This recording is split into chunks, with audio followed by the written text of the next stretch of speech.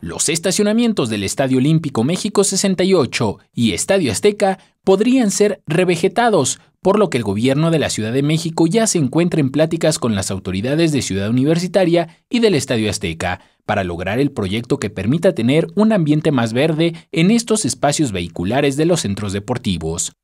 El estacionamiento del estadio podría ser revegetado, manteniéndose como estacionamiento a partir de corredores verdes, y podría generar una imagen completamente distinta. Estamos hablando igual con el Estadio Azteca y otros estacionamientos de la ciudad que permitan que ciertas zonas sean revegetadas. Así lo indicó la jefa de gobierno Claudia Sheinbaum al asistir al cuarto Congreso de Ingeniería, Ciencia y Gestión Ambiental de la AMICA, organizado en la Torre de Ingeniería de la UNAM. Esta vegetación en espacios públicos forma parte del Programa Ambiental y de Cambio Climático para la Ciudad de México 2019-2024.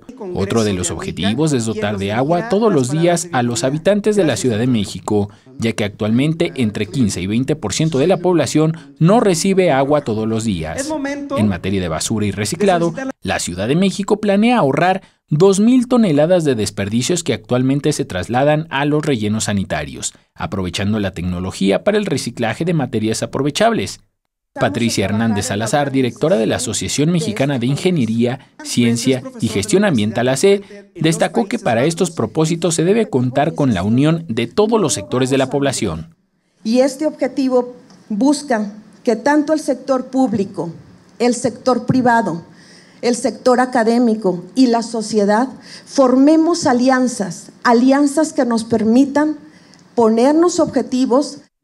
Con imágenes de Javier Cordero, Enrique Muñiz, 21 Noticias.